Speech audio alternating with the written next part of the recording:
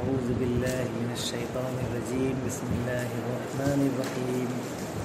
ولا تأكلوا أموالكم بينكم بالباطل وتدلوا بها إلى الحكام لتأكلوا فريقا من أموال الناس بالإثم وأنتم تعلمون صدق الله العظيم۔ ترجمہ: اور تم لوگ نہ تو آپس میں ایک دوسرے کے مال ناروا طریقے سے کھاؤ اور نہ حاکموں کے آگے ان کو اس غرض کے لیے پیش کرو کہ تمہیں دوسروں کے مال کا کوئی حصہ قصداً ظالمانہ طریقے سے کھانے کا موقع مل جائے۔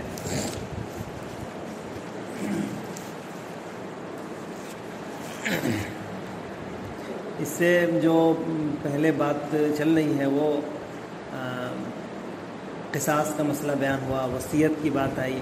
اصل میں اسلامی یعنی قرآن مجید جو معاشرہ تشکیل دے رہا ہے اس حساب سے اس معاشرے کے لیے احکامات بھی دے رہا ہے جس سے ایک خوبصورت معاشرہ، خوبصورت سماج کی تشکیل عمل میں آ سکے۔ تو اس میں جو بات آئی کہ قصاص اور وصیت کا حکم ایک انتظامی امور میں سے یہ حکم تھا کہ قصاص سے انتظام درست ہوتا ہے، قتل پر قدغن لگتی ہے اور اس طرح کے معاملات رکتے ہیں، جرائم پر کنٹرول ہوتا ہے قصاص کی وجہ سے۔ اسی طرح وصیت کی بات آئی اور پھر اس کے ذیل میں بعض وراثت کے احکام کی طرف اشارہ کیا گیا اور اس آیت کے حوالے سے بات آئی کہ جس میں یعنی صرف وصیت پر ہی یعنی وصیت کا حکم تھا لیکن بعد میں پھر وراثت کا حکم آیا، تو یہ تفصیل آئی۔ مطلب ہے کہ وراثت کی بات آئی، تو یہ سارے اس سے مالی معاملات کو کنٹرول کیا گیا۔ اب بیچ میں یعنی انتظامی امور کی اصلاح کے بعد اب درمیان میں چونکہ یہ سارے معاملات جو ہوتے ہیں انتظامی امور، ان سب کا تعلق قلب سے ہوتا ہے۔ قلب کی پاکیزگی اگر نہیں ہوگی تو کتنے بھی احکامات سخت ہو جائیں، کتنے بھی یعنی غیر جانبدارانہ انداز میں بھی معاملہ کیا جائے، تب بھی جب تک قلب کی طہارت نہیں ہوتی ہے، پاکیزگی نہیں آتی ہے انسان کے اندر، تب تک معاشرہ پاکیزہ معاشرہ تشکیل نہیں پاتا ہے۔ اس کے لیے بیچ میں رمضان کا مہینے کی بات آئی جس میں روزے کی فرضیت کی بات آئی کہ روزہ فرض ہے اور اس کا مقصد کئی مقاصد بتایا گئے جس میں تزکیہ کا خاص دھیان دیا گیا اور روزے میں اس پہلو کو اجاگر کیا گیا ہے اور روزے میں یہ خاص خصوصیت رکھی گئی ہے کہ اس میں تزکیہ قلب ہوتا ہے۔ روزے میں جو بہت ہی نمایاں بات ہے وہ یہ کہ اس میں جائز مال کے ذریعے بھی جائز چیزوں سے بھی اجتناب کا حکم دیا گیا ہے، جو محرمات نہیں ہیں، جو حرام نہیں ہیں، ان سے بھی چند اوقات، چند متعینہ ٹائم میں ان سے بچنے کا حکم دیا گیا۔ تو اب جب جائز یہ ذہن میں جب جائز مال یا جائز چیزوں کی حرمت کا جب تذکرہ ہو گیا کہ اس سے بھی تمہیں بچنا ہے، تو گویا کہ یہ ایک طرح کی ٹریننگ ہو گئی، حرام مال کو ٹچ کرنے سے، حرام مال کے قریب جانے سے بچنے کی ٹریننگ ہو گئی کہ جب ہم جائز مال کو اللہ تعالیٰ نے ہمیں روک کر دکھایا کہ اس سے تمہیں رکنا ہے اور ہم رکے، روزہ جو بھی رکھے گا وہ رک رہا ہے، اس کو جب مان رہا ہے کہ جائز چیز کو استعمال کرنے سے وہ صرف محض اللہ کی رضامندی کے لیے وہ رک جا رہا ہے، تو وہ اس کا عادی بن رہا ہے کہ وہ حرام کے لیے رک جائے گا، فوراً حرام کے لیے رک جائے گا۔ تو اصل مقصد حرام کے لیے روکنا ہے، حرام مال پر ہاتھ صاف کرنے، حرام مال پر نظر ڈالنے سے روکنا ہے، اور جس سے اصل روزے کے ذریعے اس کی ٹریننگ کی گئی۔ اور انسان کے اندر ظاہر ہے جو بھی انسان دیکھیے گا روزہ رکھتا ہے، روزے کا اہتمام کرتا ہے، تو عام طور پر وہ حرام مال کے حصول اور حرام طریقے سے مال کو قبضہ کرنے سے بچتا ہے، تو اس کی وہ ایک طرح کی ٹریننگ ہو جاتی۔ اب یہیں پر یہ بات لگے ہاتھ آ گئی کہ مال کے بارے میں کہ دیکھو مال کو کسی بھی طریقے سے غلط طریقے سے استعمال نہ کرو، غلط طریقے سے حاصل نہ کرو، ولا تأکلوا اموالکم بینکم بالباطل، کہ یہاں باطل طریق کھانے، یہاں تاکلو کا لفظ استعمال ہوا ہے۔ ظاہر ہے مال عام طور پر اس میں کھانے کا پہلو غالب ہوتا ہے، انسان کوئی بھی چیز غلط طریقے سے بھی حاصل کرتا ہے، کماتا ہے اگر، تو اس میں کھانے کا پہلو غالب ہوتا ہے، اس مال میں کھانے کا پہلو، لہٰذا آپ غلط طریقے سے کوئی مال نہ کھاؤ۔ اور یہاں پہ عقل سے مراد یہاں پر قبضہ حاصل کرنا، اس طرح کے معنی مراد ہے۔ اور فرمایا گیا کہ باطل طریقہ ناحق طریقے سے، ناحق طریقہ کون سا ہوتا ہے؟ ہر وہ طریقہ ناحق ہوتا ہے کہ جس میں ظلم کا پہلو ہوتا ہے، جس میں جو شریعت مطہرہ کے مجاز اور اس کے احکامات کے خلاف ہوتا ہے، یہ ہے ناحق طریقہ، کہ جس طریقے سے شریعت نے یعنی مال کو استعمال کرنے سے منع کیا ہو۔ تمام طریقے غلط ہیں جو شریعت کی نظر میں یا شریعت کی مزاج میں خلاف ہے، جس میں کسی کی حق تلفی ہوتی ہے، جس میں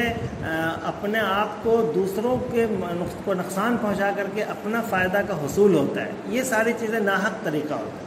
ناحق طریقہ کا علم انسان کو خود بخود ہوتا ہے کہ ہم یہ جو کر رہے ہیں وہ ناحق ہے، اس کو وہ جان رہا ہوتا ہے، اس کا قلب اس پر شاہد ہوتا ہے کہ یہ ناحق طریقہ ہے۔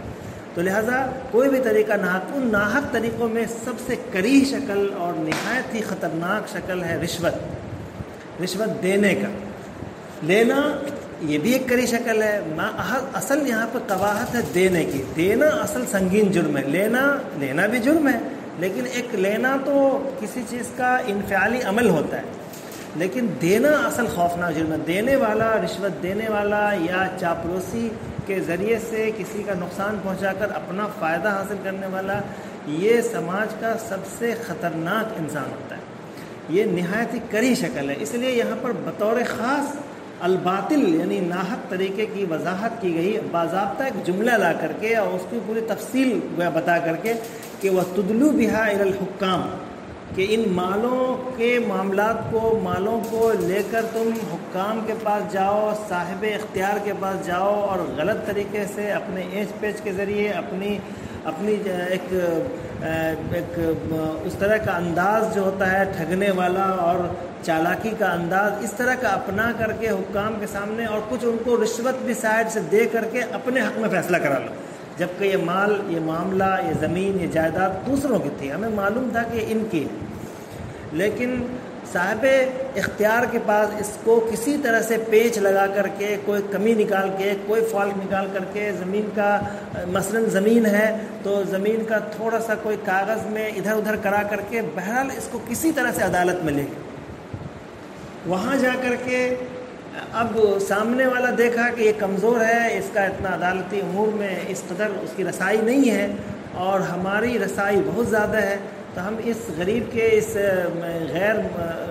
کمزور انسان کے یا کسی بھی آدمی کے مال کو یا زمین جائیداد کے معاملات کو کوئی بھی فالٹ نکال کر، کوئی بھی پیچ لگا کر کے اس کو عدالت میں لے گئے، اور ہمیں یہ معلوم ہے کہ یہ مال، یہ زمین اس کی ہے، ہماری نہیں ہے۔ جو آج دنیا میں جو رائج ہے یہ بہت خطرناک طریقے سے تمام جگہوں پہ یہ رائج ہے،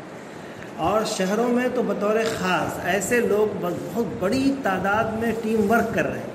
کہ کہیں بھی دیکھیں کسی زمین میں تھوڑا سا کہیں پہ فالٹ ہو، پرانے کاغذات نکالے، اس کا بینامہ اس طرح تو نہیں ہے، اس کا بینامہ اس طرح تو نہیں ہے، پوری ٹیم ورک کام کر رہی ہے اور بہت ہی منظم پیمانے پر، اور پھر ظاہر ہے اس کو کسی بھی طرح سے کسی بھی انداز میں لے جا کر کے عدالت میں لے گئے، کیسے یہ معاملہ عدالت میں پہنچ جائے۔ عدالت میں پہنچے، ظاہر ہے کہ ان کے پاس پیسہ ہے، وہ پیسہ جتنی کی چیز ہے اس کا آدھا وہ پیسہ عدالت میں صاحب اختیار کو دے دیا، جج کو دے دیا، اور ظاہر ہے کہ جج سے وہ اپنے حق میں فیصلہ کرا لیتا ہے۔ پھر اس کے ساتھ اس کے پاس ایک قوت تنفیذیہ ہوتی ہے، پولیس ہوتی ہے، اور وہ اس کو بھی پیسہ دے کر کے، اس کو بھی رشوت دے کر کے اس پر قبضہ کرا لیا۔ تو یہ خطرناک نہایت کری عمل ہے، الباطل کی شکل، کری شکل ہے، اس لیے یہاں پر اس کا خصوصی تذکرہ کیا گیا، ولا وتدلو بہا الی الحکام، اور ان اموال کے معاملات کو، اموال کو حکام کے پاس لے جاؤ،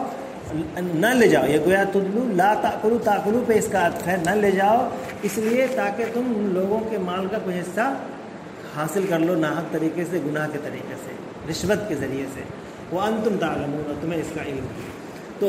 یہ الباطل کی کری شکل تھی، اس لیے اس کا تذکرہ کیا گیا ہے، اور مال کے ناحق طریقے سے حاصل کرنے کی ممانعت کی بات آئی ہے، تاکہ قلب کی طہارت پر جو روزے کا تذکرہ چل رہا تھا بیچ میں، قلب کی پاکیزی کے لیے اس طرح کا مال سب سے خطرناک ہوتا ہے، اس سے اگر ہم افطار کرتے ہیں، اس سے کوئی نیک کام کرتے ہیں، اس سے ہدیہ اور صدقہ کرتے ہیں، یہ سب کے سب رائے گاہ ہیں اور ضیاء ہے، تو اس لیے بیچ میں اس کا تذکرہ کیا گیا۔ وآخر دعوانا